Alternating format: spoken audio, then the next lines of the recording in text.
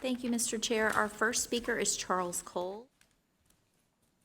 Hello again, I'm Andrew Cole, Cobb grad and parent. For the record, I and everyone else I know do not want age-inappropriate, pornographic, or explicit materials in a library or as part of a mandated curriculum.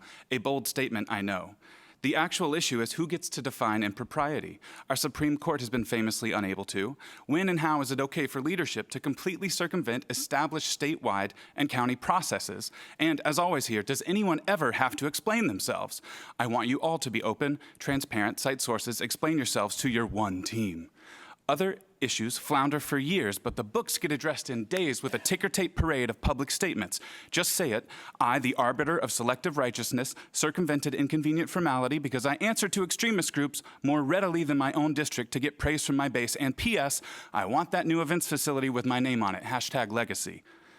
It is not mere activism from a vocal minority to be concerned from autocratic overreach, where objective historical facts are deemed divisive and acknowledging inequity is controversial, where policies are rolled out and then completely skipped without public discussion and explanation. But finding ways to hear less from your public and creating ways to answer less to your public is a go. That gets attention, not the budget, frivolous litigation and legal fees, UV lights, hand-washing stations, safety policies, proven science and history, fully contextualize academic scores and graduation rates, racism, inequalities, and inequities. We don't want leaders who haughtily, loquaciously wax poetic about the scourge of marginalized communities in their own extracurricular safe spaces, and then here, with home field advantage, 30 seconds. mum's the word because it's public record, so a choreographed dance commences with roles assigned for each cast member. This majority lacks perspective and provides a public disservice. Did the comments this afternoon not make it clear enough? You don't understand the world, the decade, or your community. Cobb County and our children deserve better. Our next speaker is Sharon Hudson. Hi, I'm a parent of two, and last month, my oldest drove home from college to speak here about how books have changed her life. Some are concerned about books like Flamer and the influence they could have on students. So I wanted to share what happens when students read books like these. My daughter didn't brag about herself last month, but I will. She was accepted early action admission to UGA. She ultimately decided to attend the University of West Georgia in their honors college with a scholarship. She earned higher ACT and SAT scores than the recent scores students in Cobb achieved. She's a recipient of the Zell Miller Scholarship plus several others. She was leadership for many organizations in high school and continues to be very involved in college, including marching band. She graduated with over a 4.0 with so many cords, stoles, and medals to wear at graduation that I'm not sure how she carried them all. Throughout school, we heard from teachers they wished they had a classroom full of students just like her. This is the kind of student who reads Flamer or other books used for Helen Ruffin Reading Bowl that some think shouldn't be in CCSD media centers. As a very proud mom, I say, like her teachers did, that we should want more students like her who will go on to be amazing community members, speaking up about things important to them. We shouldn't be afraid of students reading books that we might not agree with. With so many things pulling for their attention, we should want them to read as much as they can, and that means reading what they want to read.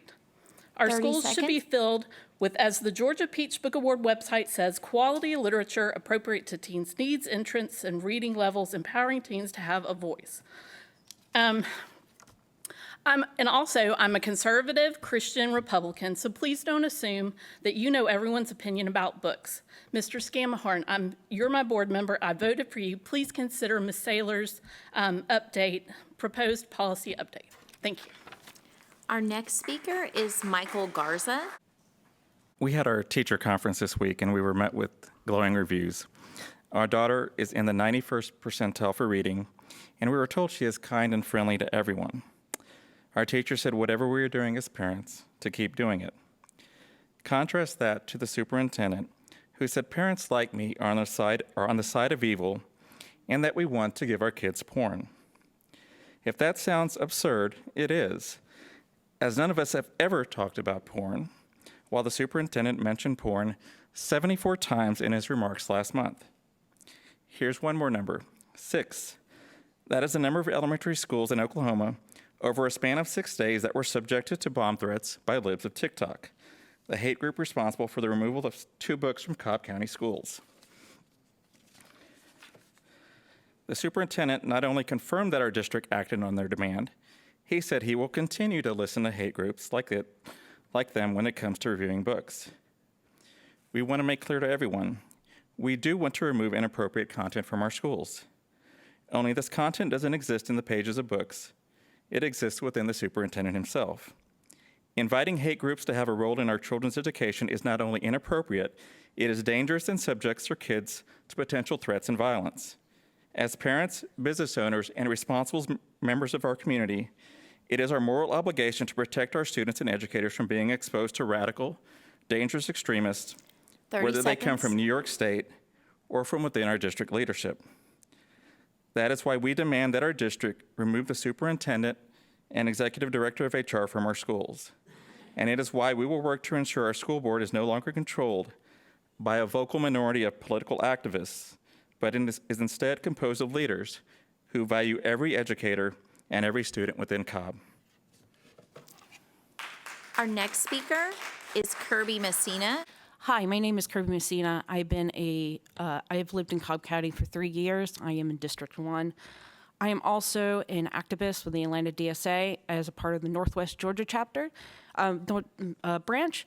And I just want to speak as someone who grew up in a system that failed them.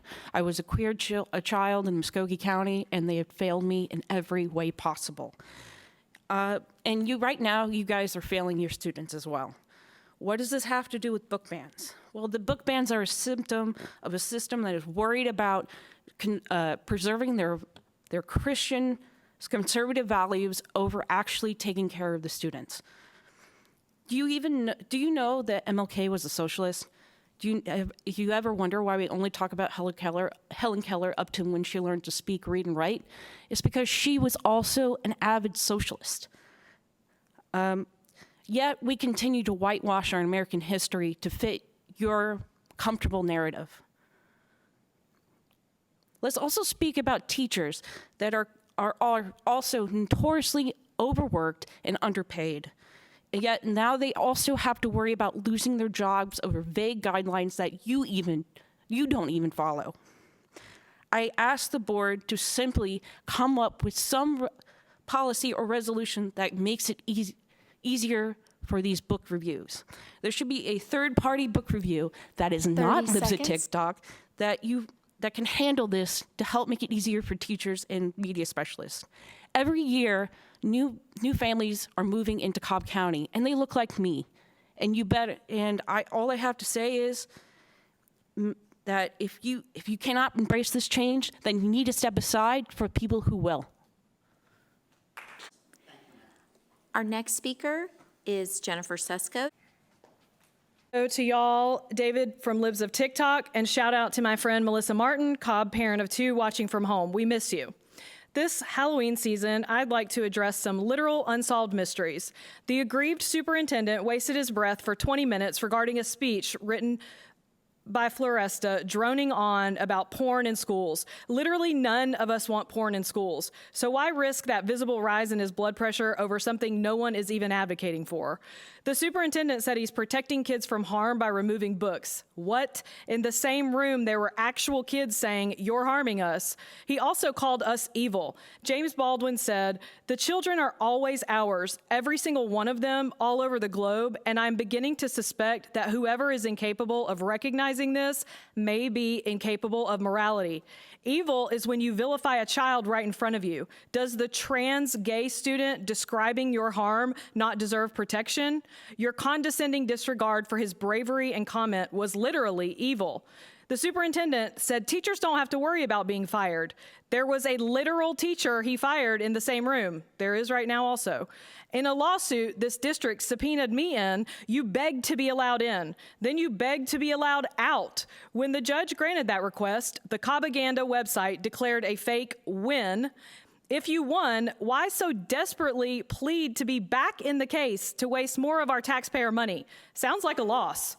These 30 seconds. These failures of governance embarrass us further when we see the expert leadership of Dr. Rivera. True leaders exist. So that none of us ever have to hear Chris say oral sex again, the nightmare on Glover Street must end. It's time to replace Ragsdale. Our next speaker and final speaker is Devin Letzer. What hastily scribbled thoughts. I was sitting in traffic for an hour and a half leading up to this meeting, rushing home to make it in time, which leads me to a separate but related note. Marta for Cobb, please. As the father of 3 Cobb students, I'd like to direct my comments here not only to the board, but to my fellow parents of the district, both in the room and watching at home. Much of what we're seeing here and just heard here, both in terms of the toxic manifestation of the culture wars across the nation and the suffering we're seeing globally, can largely be attributed, in my view, to a prevailing ideology of misanthropy. This disdain for our brothers and sisters can, at least in part, be traced to the abandonment of the humanities in education. In my view, we must get back to sharing with our children and trusting with our children the beauty and bounty of the full human experience and the sacredness of all creation in all the ways that it takes shape. Rearing children and creating strong, resilient communities requires openness, dialogue, empathy, and radical inclusion. When my elementary school-age children can purchase a book at their school book fair, Five Nights at Freddy's, A Murderous Nightmare, but are not able to purchase 30 seconds. book on compassion, like My Shadow is Purple, we've really lost the forest for the trees. I ask my fellow parents here to let compassion overcome fear. I ask the board to lead with love, grace, and gratitude, and let goodness follow, embracing all of our children, families, and teachers. And from a practical standpoint, if the board means what they say and are not just posturing, I'd like to please give Ms. Saylor's policy amendments an affirmative vote. Time. Thank you. That's time. Thank you. Mr. Chair, that was our final speaker.